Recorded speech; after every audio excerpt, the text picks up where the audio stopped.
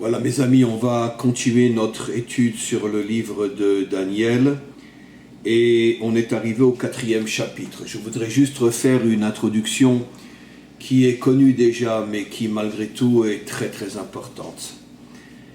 La différence entre la Torah, ici plutôt le Nar, c'est-à-dire la Bible, et un livre d'histoire, même un livre d'histoire qui raconte des histoires vraies, c'est qu'un livre d'histoire parle de faits qui se sont passés il y a un certain temps, qui sont évidemment porteurs de messages, mais pas nécessairement et pratiquement jamais des messages qui sont éternels, c'est-à-dire des messages qui expliquent l'histoire ou les profondeurs de l'histoire dans chaque génération. Évidemment, on peut de chaque épisode de l'histoire des nations, de l'histoire des peuples, on peut bien évidemment tirer des messages, mais comme le monde change, comme le monde évolue, comme les civilisations grandissent et disparaissent et viennent d'autres civilisations avec d'autres mentalités, parfois même d'autres visions du monde, d'autres religions, d'autres idéologies, automatiquement le message qui était vrai pour les Grecs ne sera pas forcément vrai pour une autre civilisation. Tandis que les histoires qui ont été choisies dans le Nar c'est-à-dire la Bible en hébreu, sont des histoires qui transmettent des messages fondamentaux qui traversent toute l'histoire. Et quelle que soit la civilisation, quelle que soit la religion, quelle que soit l'idéologie, quelle que soit l'époque ancienne, moderne, ultra-moderne, les messages restent vrais. Simplement, il faut avoir suffisamment de connaissances, suffisamment de sagesse pour les décoder et savoir comment les interpréter dans chaque génération. D'ailleurs, tout celui qui lit la Bible et qui lit les différentes histoires, en ce moment sur Nabuchodonosor a vécu des décennies. Et dans le livre de Daniel, on va raconter 5, 6, 7, 8, 10 histoires sur Nabuchodonosor. Or, c'est clair qu'un homme qui a vécu des années et des années a lui-même vécu quantité d'autres histoires. Pourquoi les autres histoires ne sont pas rapportées aussi dans la Bible? Pourquoi la Bible a-t-elle choisi telle histoire et en a mis de côté des dizaines d'autres?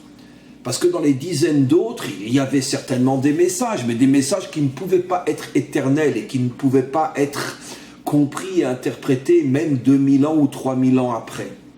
Tandis que les histoires que la Bible a choisies sont encore une fois des histoires dont le message est fondamental et qui traversent l'histoire, qui traversent le temps, qui traversent l'espace, et que dans chaque génération, quelle que soit la génération, celui qui a les clés du décodage peut, grâce à sa compréhension de l'histoire rapportée dans la Bible, peut comprendre aussi sa propre génération.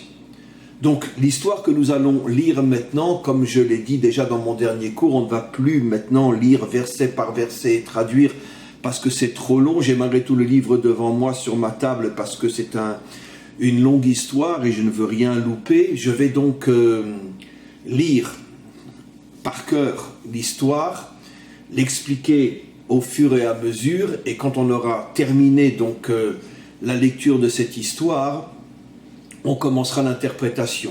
Il est possible, je suis pratiquement même certain, que je consacrerai un deuxième cours à cette histoire, parce que c'est absolument impossible, dans le cadre d'un seul cours, de voir tous les détails et toutes les profondeurs et tous les décodages qui sont cachés dans cette histoire absolument incroyable. Alors, on est au début du chapitre 4, et Nabuchodonosor lui-même a fait un nouveau rêve. On avait vu dans les derniers cours, dans les précédents cours, le rêve de la statue, et après, lui-même, il en avait créé une qui était entièrement en or, mais là, maintenant, on arrive à un deuxième rêve.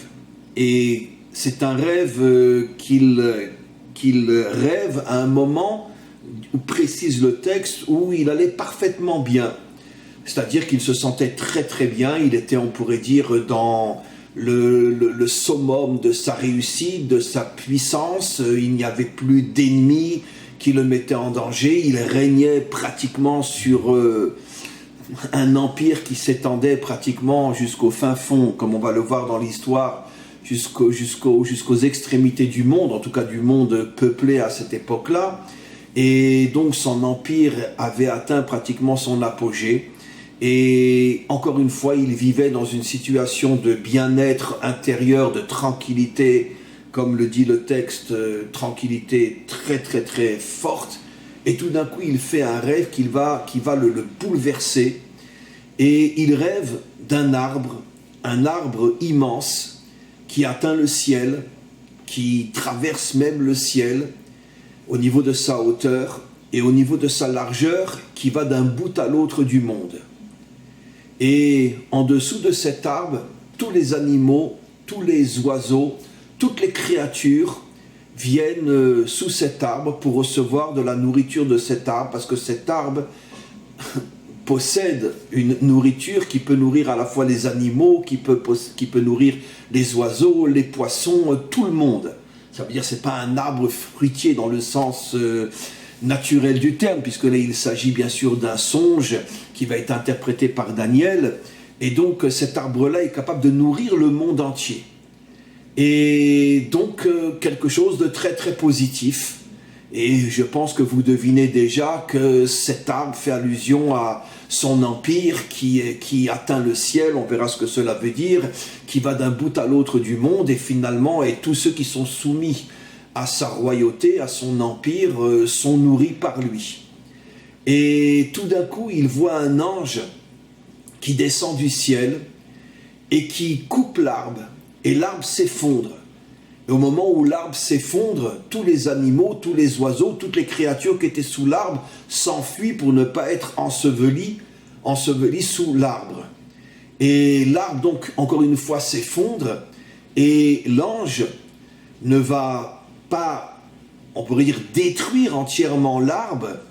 Il va laisser les racines, et il va mettre autour des racines des chaînes, il va mettre une sorte de protection, de manière à ce que personne ne puisse s'approcher des racines et les déraciner elles aussi, et donc détruire complètement l'arbre. C'est-à-dire que le tronc, le feuillage, les fruits, tout a disparu. Les animaux, toutes les créatures qui se nourrissaient de cet arbre-là, tout disparaît. Mais l'ange protège les racines. Voilà donc le rêve que fait Nabuchodonosor. Il se réveille le matin affolé, parce que bon, j'imagine que vous imaginez qu'il a compris que cet arbre-là faisait allusion à son empire qui va jusqu'au ciel. On va interpréter bien sûr dans quelques instants, qui va d'un bout à l'autre du monde. Il a la prétention de nourrir l'humanité tout entière, ça veut dire qu'il se prend finalement pour le bon Dieu. Je commence à interpréter. C'est ça le sens de cet arbre qui va jusqu'au ciel, c'est-à-dire j'ai pas besoin de Dieu. C'est le problème fondamental de tous les dirigeants, de tous les puissants, que ce soit sur le problème dans le domaine politique, dans le domaine de l'argent. Ça veut dire qu'ils s'imaginent que finalement c'est eux les maîtres du monde. C'est pour ça que le texte nous dit que l'arbre monte jusqu'au ciel. Ça veut dire j'ai pas besoin de toi, ma puissance est capable d'être dans le ciel aussi. Elle va d'un bout à l'autre de la terre, et finalement toutes les créatures, tout ce qui existe a besoin de moi. C'est moi finalement le Dieu. C'est le problème de tous les dirigeants qui, finalement, le pouvoir, la puissance leur monte à la tête et ils se prennent pour Dieu. C'est intéressant de noter aussi, bien qu'on n'a pas encore vu vraiment l'interprétation, c'est intéressant de noter que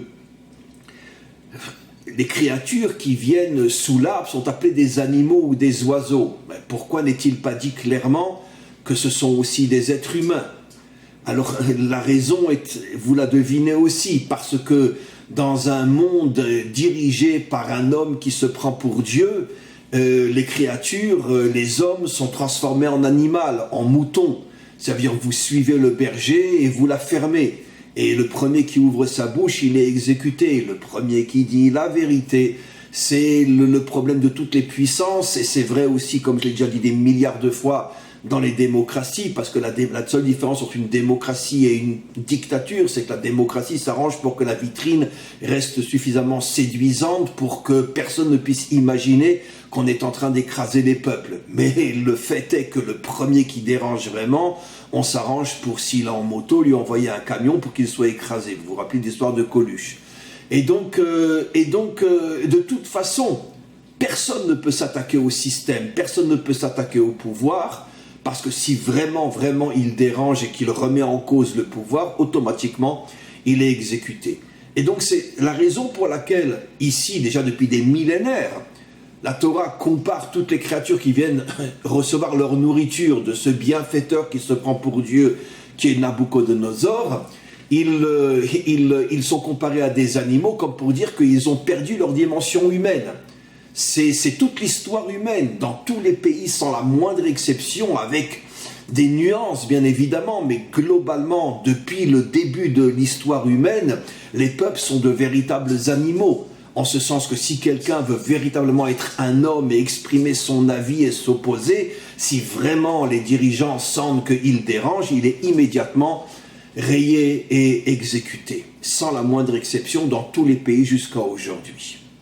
Alors, il y a une autre partie que je n'ai pas encore expliquée dans ce rêve, je l'ai oublié, donc je reviens un petit peu en arrière, et il voit dans ce rêve qu'après que l'ange donc ait détruit l'arbre, mais par contre il a mis des chaînes autour des racines pour empêcher qui que ce soit de venir terminer le travail et déraciner aussi et enlever les racines, on verra bien sûr l'interprétation de Daniel, ce que cela veut dire. Et il y a une autre partie que j'ai complètement oubliée, que je vais dire maintenant, et il voit Nabucodonosor que finalement, il est lui-même transformé en animal, et il va quitter le monde humain, il va perdre sa dimension humaine, et il va vivre au milieu des animaux pendant 7 ans, et seulement après, au bout de 7 ans, il reviendra. Donc ça, c'est la fin du rêve que j'avais oublié. Alors, il se réveille complètement affolé, puisqu'il a compris ce que tout le monde a compris, que certainement, encore une fois, cet arbre-là fait allusion à sa puissance, à sa royauté, et que tout va être détruit, que lui-même va être transformé en animal. On pourrait dire mesure pour mesure. Tu as transformé tous les peuples que tu dominais en animaux, et toi-même, tu vas devenir un animal. Tu vas perdre la raison. Le verset dit plus encore que le fait qu'il va être transformé en animal, il va perdre complètement la raison, il va devenir fou pendant 7 ans, et il appelle tous ses conseillers, tous ses sorciers, tous ses magiciens, tous ses conseillers, il leur révèle le rêve qu'il a fait, il attend une réponse, et personne n'est capable de lui expliquer réellement ce qu'est ce rêve. Et j'imagine que tous ont dû plus ou moins lui expliquer que son royaume allait s'écrouler, mais d'un autre côté, il y a des points que personne n'arrive à expliquer. Pourquoi les racines sont entourées de chaînes? Qu'est-ce que signifie le fait que je vais devenir fou, je vais devenir un animal pendant 7 ans, puis après je vais revenir à ma royauté? De quoi il s'agit? Il veut une explication claire. Et donc quand il voit que personne n'est capable de lui répondre, alors il fait appel à Daniel et il lui dit: toi Daniel, je sais que l'Esprit divin est en toi, je sais que personne comme toi est capable d'interpréter les rêves les plus secrets, les plus compliqués, les plus profonds, donc je te demande, je vais t'expliquer mon rêve, je te demande donc de l'interpréter. Et on va voir après quelle est l'interprétation. La question qui se pose, c'est pourquoi n'a-t-il pas directement appelé Daniel, puisqu'on l'avait déjà vu dans les précédents cours, depuis que Daniel avait été capable de lui interpréter le secret donc de cette statue et qu'aucun de ses autres conseillers n'avait été capable de le faire, il s'était même prosterné devant lui, il le considérait comme un dieu et en a fait vraiment celui qui est au-dessus de tous. Donc pourquoi ne l'a-t-il pas directement appelé? Alors, l'une des réponses que nos commentaires donnent, c'est parce que comme au fond de lui-même, il sentait qu'il y avait la main du Dieu, du vrai Dieu derrière ce rêve-là, et que finalement c'était une forme de punition d'une certaine manière par rapport à son comportement, de transformer les hommes en animaux et de s'imaginer que c'est lui le Dieu de la terre et le Dieu du ciel. Il hésitait d'appeler Daniel parce que ça le dérangeait d'entendre une vérité qui allait finalement le ramener à ce qu'il est véritablement et le sortir de tous ces fantasmes, de toutes ces illusions qu'ont tous les puissants de se prendre pour le bon Dieu. Et donc il a espéré qu'à travers ces sages et ces magiciens et ces sorciers, il aurait peut-être une réponse qui lui ferait moins mal. Mais quand il a vu que personne n'arrivait à lui donner les réponses à toutes ces questions, il appelle Daniel. Donc il révèle le rêve devant Daniel. Et Daniel lui dit effectivement que ta royauté va tomber complètement. Mais en vérité, Daniel va lui dire quelque chose qui est assez extraordinaire. Il va lui expliquer, il lui fait remarquer que justement que la raison pour laquelle ta royauté va tomber, c'est parce que ton arbre, c'est-à-dire toi, tu te prends pour Dieu, puisque tu montes jusqu'au ciel, tu crois que toute la terre est dépendante de toi, que c'est toi qui décides du sort de l'humanité tout entière, puisque tous sont sous ton arbre. Et puis, l'explication la plus importante, c'est quand il lui explique que cet ange-là, en vérité, il va te rendre fou, tu vas perdre ta dimension humaine, et tu vas devenir un animal pendant 7 ans. Et la raison pour laquelle les racines sont protégées, c'est parce que Hachem te ramènera à ta royauté au bout de 7 ans, lorsque tu prendras conscience qu'en vérité l'homme n'est rien, que le seul et unique véritable dirigeant, pas seulement du ciel mais aussi de la terre, c'est le maître du monde, et que dans toute ta puissance se cache en vérité la volonté d'Hachem, comme on expliquera soit dans le cours d'aujourd'hui, soit le prochain cours. Je pense plutôt le prochain cours parce que j'ai un texte du Zohar que je voudrais vous lire et que j'expliquerai, qui va tout à fait dans le sens du cours d'aujourd'hui, de ce texte-là de Daniel. En tous les cas, Daniel lui dit que la raison pour laquelle les racines sont protégées, c'est parce que ta royauté ne disparaîtra pas entièrement, mais ce que le maître du monde veut, c'est qu'au bout de 7 ans, que tu aies vécu comme un animal, que tu as perdu ta dimension humaine, tu te rendes compte véritablement que finalement l'homme n'est rien et que la puissance est un pur fantasme, une pure illusion à l'intérieur de laquelle se cache le maître du monde, et c'est le maître du monde qui décide qui il fait monter et en un instant comment il le fait tomber, comme on l'a vu dans tous les empires et tous les dirigeants et tous les puissants et tous les milliardaires. Ils montent et en un clin d'œil Hachem les fait disparaître.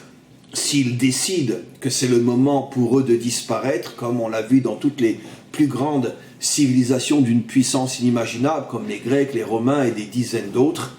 Et donc, quand tu comprendras qu'en vérité, que toute ta puissance, que toute ta grandeur n'est que l'expression de la volonté d'Hachem qui a son plan par rapport à l'histoire, et bien sûr l'histoire telle qu'elle sera jusqu'à la délivrance finale, donc il y a des dimensions inimaginables que tu ne connaîtras jamais, et que toi tu n'es qu'un point qui fait partie du projet divin, et que dans cette partie de l'histoire, Hachem a décidé de te grandir, mais quand il voit que ça te monte à la tête, il peut te montrer que s'il le veut, il te transforme en animal, il te prend toute ton intelligence, et finalement tu vas redevenir toi-même un animal qui a perdu sa dimension d'homme. Lorsque tu vas descendre complètement en bas, et que tu vas perdre complètement ta dimension d'homme, à ce moment-là, tu vas faire tes chouvas. Oui, Nabucodonosor va faire tes chouvas. Et tu vas prendre conscience comme personne au monde, puisque toi, justement, tu étais dans cette épreuve de la négation totale de Dieu, dans cette chute inimaginable dans laquelle tu vas tomber. Tu vas prendre conscience que Dieu est présent dans ce monde, qu'il se cache à l'intérieur de la nature, qu'il se cache à l'intérieur de tous les méchants et de tous les fous qui croient dominer le monde, et qu'en vérité, vous n'êtes que des marionnettes entre ses mains, et le jour où il décide de vous éliminer, il vous élimine, et il n'y a aucune possibilité d'aller contre sa volonté, d'aller contre sa décision, parce que personne ne peut aller à l'encontre de sa volonté. Voilà comment Daniel explique le rêve à Nabucodonosor. Nabucodonosor entend le rêve. Il est bien sûr extrêmement perturbé, mais comme on le sait, Nabucodonosor a beau recevoir des vérités, sa puissance malgré tout reprend toujours le dessus, et elle l'aveugle à nouveau. Daniel essaye de le raisonner en lui disant, tu sais, il y a peut-être une possibilité pour que tu puisses t'en sortir si tu deviens un homme bon, qui fait du bien, qui arrête de traiter ses serviteurs, ses citoyens comme des animaux, et que tu commences à faire du bien aux hommes. Et il lui glisse entre parenthèses, puisque à part Daniel et ses 3 amis, ceux qui avaient été jetés dans la fournaise que j'ai expliqué dans le dernier cours, il y avait peut-être 4 juifs dans tout le pays qui avaient vraiment un poste absolument incroyable, mais tous les juifs étaient véritablement traités d'une manière absolument horrible. Ils mouraient tous de faim, ils n'avaient pas de travail. Dès qu'ils sortaient du ghetto, ils étaient tout de suite exécutés, torturés, etc. La situation des Juifs en Babylonie était catastrophique, comme on le voit dans d'autres prophètes, entre autres le prophète Ézéchiel, et surtout dans nos commentaires. Et donc Daniel lui dit, peut-être que si tu as un peu plus de clémence, un peu plus de bonté à l'égard de mon peuple, et que tu arrêtes de les affamer, tu arrêtes de les torturer, tu arrêtes de les tuer, puisque tous les jours il y avait des soldats babyloniens qui rentraient dans les ghettos juifs et qui prenaient 10, 15, 20 hommes comme pendant la Shoah et qui les exécutaient devant tout le monde pour les terrifier, pour les mettre dans une gestion de panique. Il lui dit, arrête de faire ça et donne-leur à manger. Et peut-être que le maître du monde annulera le décret. Et Nabuchodonosor accepte et il change complètement son attitude à l'égard des Juifs exilés. Et il leur donne un petit peu à manger, il ordonne à ses soldats de ne plus les exécuter. Et en principe, ça aurait dû marcher. Mais d'un autre côté, à partir du moment où il commence plutôt à faire du bien, ça lui monte nouveau à la tête, Et le texte continue et nous dit qu'un jour, après donc qu'il avait accepté le conseil de Daniel, il se promenait dans l'un des jardins de son palais et il contemplait sa ville, il contemplait tout ce qu'il avait fait, et à nouveau ça lui monte à la tête, et à nouveau il commence à dire « Je suis le plus grand, je suis le plus fort, je suis Dieu, c'est moi qui ai tout, c'est moi qui fais tout, toute ma puissance, toute ma richesse, tout mon pouvoir, tout me vient de moi. » Et à ce moment-là, au moment où il dit ça, il y a un ange, il ne le voit pas sous la forme d'un ange bien évidemment, il y a un ange qui descend du ciel, donc c'est le rêve qui se confirme, et qui rentre dans son cerveau et qui le rend fou complètement. Il perd la raison, il perd la tête, il se met à marcher à 4 pattes, il arrête de parler, il se met à aboyer ou à faire des cris comme un animal, et à 4 pattes, il sort du royaume et il s'en va dans la forêt, vivre comme un animal, et ceci pendant 7 ans. C'est ça en vérité l'essentiel du rêve, parce que pendant 7 ans, la Babylonie n'a plus de souverain, n'a plus personne à sa tête. Et c'est ça l'image que son royaume va s'effondrer. En vérité, il ne va pas s'effondrer totalement, puisque les racines sont toujours là. Ça veut dire la source créatrice est toujours là. C'est pour ça qu'elle est protégée par des chaînes, parce que justement, Hachem ne voulait pas détruire pour l'instant. Elle va être détruite un peu plus tard, mais il ne voulait pas détruire pour l'instant la Babylonie. Il voulait simplement que Nabuchodonosor fasse teshuva. Et donc l'histoire essentielle de ce rêve, c'est sa transformation en animal. Et pendant 7 ans, personne ne sait où il est. Il s'est complètement transformé en animal. Le texte dit que ses cheveux ont tellement poussé qu'on ne le reconnaissait pas. Il mangeait de l'herbe comme les animaux. Il était protégé malgré tout, qu'aucun animal ne pouvait l'attaquer, puisque c'est ça l'histoire, que les racines ne sont pas détruites. Ça veut dire que lui-même ne sera pas détruit. Il est protégé par des forces surnaturelles. Et au bout de 7 ans, il fait teshuva. Il prend conscience que finalement il n'y a que Dieu sur terre, et que tous les hommes ne sont que des marionnettes entre ses mains. Je parle, les hommes qui se prennent pour quelque chose sont tous des marionnettes entre ses mains, et que tant qu'ils font partie du projet divin à très très long terme, Dieu les laisse vivre dans les illusions. Dès que Dieu n'en a plus besoin, il les élimine, et il prend conscience de ça, que finalement il n'a aucune puissance, qu'il n'est rien, que toute sa grandeur lui vient parce que il fait partie d'un projet immense du maître du monde qui se sert de lui par rapport à ce projet, et qu'il l'a fait monter. Et maintenant il le fait redescendre, et donc il fait une teshuva inimaginable, et au moment où de la manière la plus sincère, la plus profonde, la plus authentique, il fait cette teshuva-là, automatiquement, son cerveau lui revient, il se relève, il reprend conscience qu'il est un être humain, et il revient au palais. Au moment où il revient au palais, tout le monde s'étonne, mais où tu étais, mais où tu étais passé, ça fait 7 ans qu'on te cherche. Et tout le monde se prosterne de nouveau devant lui, mais à ce moment-là, ça ne lui monte pas, pour l'instant en tous les cas, jusqu'à la fin du 4e chapitre, ça ne lui monte pas à la tête, et il dit à tous ses sujets, à tous ses serviteurs, et il envoie des messagers dans tout son royaume, pour dire à tous que maintenant vous devez vénérer le véritable Dieu qui est le Dieu d'Israël, et vous devez comprendre que c'est lui le seul et unique roi sur terre, c'est lui le seul et unique à la véritable puissance. Donc il fait une teshuva inimaginable, et il met en garde et il punit que tout celui qui osera parler en mal du Dieu d'Israël sera directement puni, etc. Et finalement, bon, il change complètement. Alors, voilà, c'est la fin de l'histoire, enfin la fin du 4e chapitre. Et donc, évidemment, la question qui se pose, c'est quel est le message pour nous aujourd'hui? Alors, je vais en donner un aujourd'hui. Comme je le précise constamment, on est dans une étude de la Torah, de la Bible, donc vous imaginez qu'une explication, c'est même pas l'ombre de l'ombre de l'ombre de l'ombre de l'ombre de l'ombre de l'infini, de l'ombre de l'infini, de l'infini, de l'infini, du commencement avant le commencement qui n'a même pas encore commencé, puisque la Torah c'est la sagesse de l'infini, la sagesse du maître du monde, donc personne ne peut l'expliquer totalement, c'est absolument impossible, même le Mashiach ne pourra pas, puisque même après la vie du Mashiach, on continuera à étudier la Torah, et jusqu'à l'infini. Donc, une explication avec toutes les limites de cette explication. Mais c'est une explication que donnent nos maîtres qui est absolument extraordinaire. Ce rêve-là, en vérité, fait allusion à toute l'histoire humaine. Et finalement, la fin de cette histoire, c'est la délivrance finale. Avec un message absolument extraordinaire. Toute l'histoire humaine qui est concentrée finalement dans le microcosme que représente Nabuchodonosor. Ça sera intéressant après de comprendre pourquoi c'est Nabuchodonosor qui a été d'une certaine manière, comme on l'a vu dans la première histoire avec la statue qui avait différentes formes de matériaux, l'or, l'argent, le cuivre, etc. Ça c'est les précédents cours.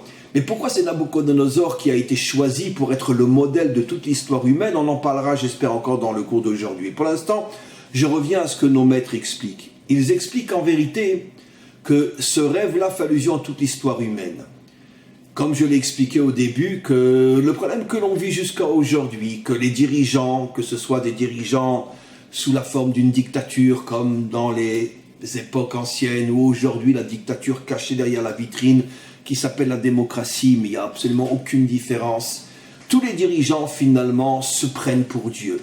C'est ce qu'on appelle finalement dans le monde moderne la séparation entre l'Église et l'État. Ça veut dire quoi la séparation entre l'Église et l'État? C'est que l'État se prend pour Dieu. Et c'est nous qui vous nourrissons, c'est nous qui vous protégeons, c'est nous qui vous aidons. Et finalement, on est à la fois dans le ciel et dans la terre, et dans le ciel et sur terre. Parce qu'en vérité, c'est nos décisions, c'est notre direction qui protège les peuples et qui permet aux peuples d'exister. C'est de cette manière-là que tous les dirigeants, avec bien sûr toutes les nuances possibles et inimaginables, mais globalement, c'est ce qui arrive à un dirigeant. Les dirigeants tombent dans le fantasme, dans l'illusion d'être finalement les sauveurs du monde. Et c'est encore une fois la raison profonde pourquoi le monde moderne a voulu séparer la religion de l'État, comme pour dire finalement que les idiots aillent à l'église et que les gens intelligents s'occupent de choses réelles qui est le pouvoir. Et c'est ça la véritable explication de la séparation entre l'Église et l'État. Ici en Israël, la séparation entre la synagogue et l'État, c'est exactement le même problème dans tous les pays démocratiques. Ça veut dire les idiots à la synagogue et les gens intelligents à la tête du pays et tous ceux qui contribuent à la construction du pays. Et donc ça leur monte à la tête. Mais le passage le plus important, comme je l'ai déjà expliqué, de ce rêve-là, c'est qu'il va y avoir un moment, juste avant la Teshuvah, c'est-à-dire juste avant la délivrance finale, où les dirigeants vont être complètement fous. Ils vont perdre la raison, ils vont perdre la tête. Ça veut dire déjà avant, ils étaient bouffés d'orgueil et bouffés d'illusions. Mais d'un autre côté, quand ils se prenaient pour un arbre qui va jusqu'au ciel et qui va d'un bout à l'autre de la terre, malgré tout, qu'est-ce que dit le rêve? Tous les animaux étaient sous l'arbre et se nourrissaient. Ça veut dire que, d'une certaine manière, ils avaient transformé les peuples en animaux, mais d'un autre côté, ils les nourrissent, ils les protègent, ils s'occupent d'eux. Ça veut dire, d'une certaine manière, ils ne cherchent pas à détruire les peuples. La seule condition, c'est que vous êtes nos animaux. Et donc, vous n'êtes plus des hommes, mais si vous acceptez d'être des animaux, c'est le cas plus ou moins jusqu'à aujourd'hui, ne vous inquiétez pas, la sécurité sociale, les allocations familiales, les allocations logement, si vous êtes au chômage, vous avez les allocations chômage, s'il y a une guerre, nos soldats vous protègent, mais vous êtes des animaux, parce que nous, on est Dieu. Très bien. Et après, juste avant la délivrance finale, qui est la Teshuvah de Nabucodonosor, on va rentrer dans une situation dans laquelle nous commençons à rentrer maintenant, puisque nous sommes maintenant dans les temps qui précèdent la délivrance finale, où les dirigeants vont perdre complètement la tête. Ça veut dire, c'est plus les dirigeants avant comme, excusez-moi, mais je le dis d'une manière assez sincère, des gens comme Eisenhower ou Churchill ou De Gaulle, ou... Bon, c'est sûr qu'ils avaient tous leurs défauts, c'est sûr qu'ils se prenaient tous pour le bon Dieu, avec toutes les nuances. C'est évident que c'était des hommes qui vivaient dans un empire d'illusions et de fantasmes. Mais d'un autre côté, ils voulaient véritablement faire du bien à leur peuple, à condition bien sûr, que vous êtes mes animaux. Ça veut dire que personne ne bronche et personne n'ose me critiquer. Comme un chien à la maison, tout ce qu'il veut, c'est qu'il peut se reposer quand il veut, il peut manger quand il veut, il va faire pipi quand il veut. C'est ça les peuples. C'est le chien à la maison, il est heureux. Comme j'ai souvent expliqué, c'est ça la force de la démocratie, c'est qu'elle nous transforme en chiens heureux. Et comme on est un chien heureux, on n'aboie plus. Voilà. Maintenant, ça c'est Churchill, ça c'est Eisenhower, ça c'est De Gaulle et bien d'autres encore, dans tous les pays. Mais, avant la délivrance finale, qu'est-ce qui se passe?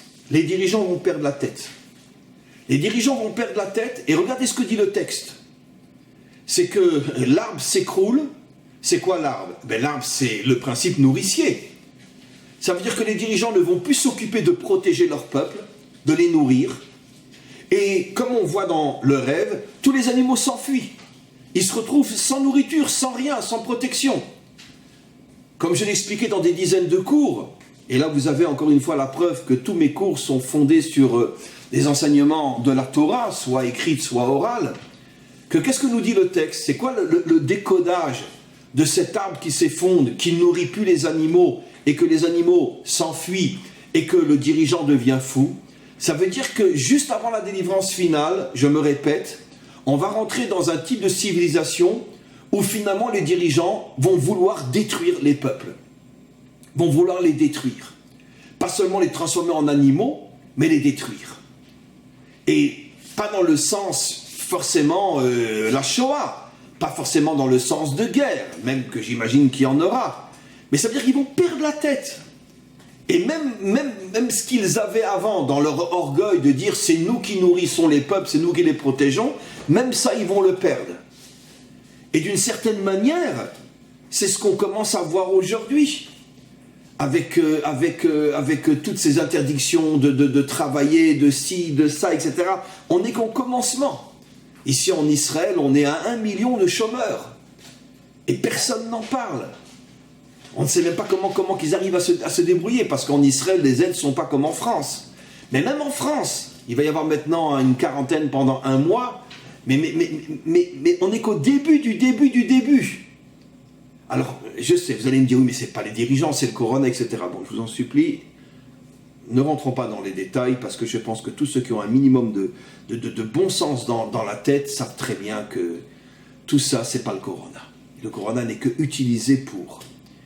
Mais on voit Ici en Israël, les restaurants sont fermés depuis des mois, les hôtels, tout ce qui est, on pourrait dire, tous les métiers qui touchent, on pourrait dire, l'événementiel, tout s'écroule.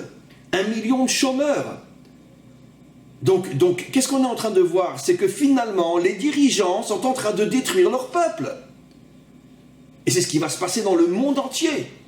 Le corona n'est que le début du début. Et ma source est ici dans le livre de Daniel. Les dirigeants deviennent fous. Ils deviennent fous. Au lieu de se contenter d'avoir un chien à la maison, maintenant ils veulent détruire le chien. Et tout s'écroule. Mais en vérité, pourquoi? La vraie raison nous est aussi délivrée dans cette histoire absolument fabuleuse. C'est parce que Hachem sait que pour pouvoir ramener le monde à la Teshuvah, qui est finalement la délivrance finale, il faut que tout s'écroule. On n'a pas le choix, mes amis.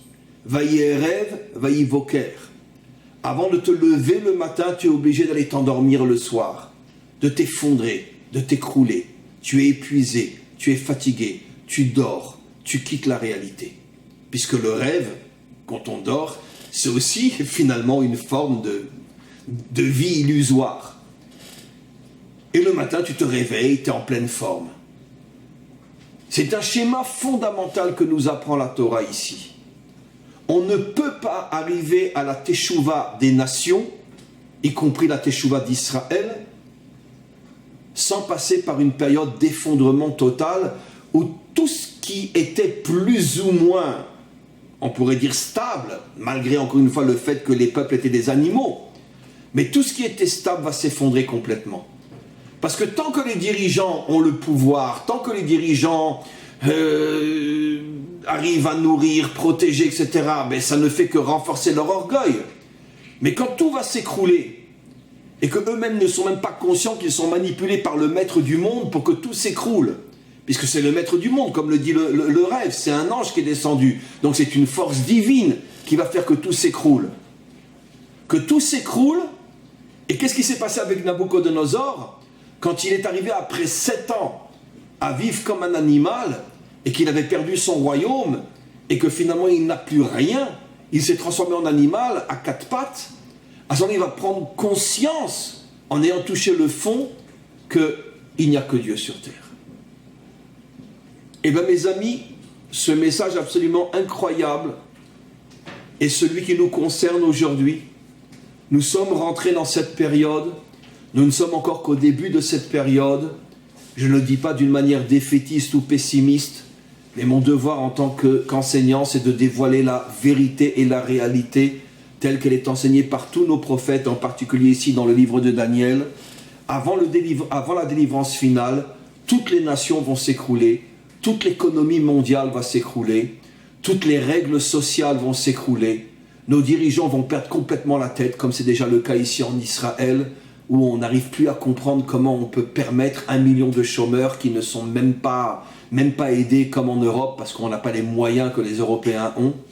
Et on se dit, mais c'est pas possible. Mais c'est pas possible, ils sont devenus fous. Qu'est-ce qui est plus dangereux? Une famille qui s'écroule, une famille qui n'a plus de quoi manger, les divorces, la violence à la maison, parce qu'il n'y a plus rien à manger, parce que la femme se révolte contre le mari contre la femme, les enfants ne vont plus à l'école, toutes les familles sont en train de s'écrouler en Israël. Ça, c'est plus ou moins dangereux que le corona, qu'on arrête de nous raconter des histoires.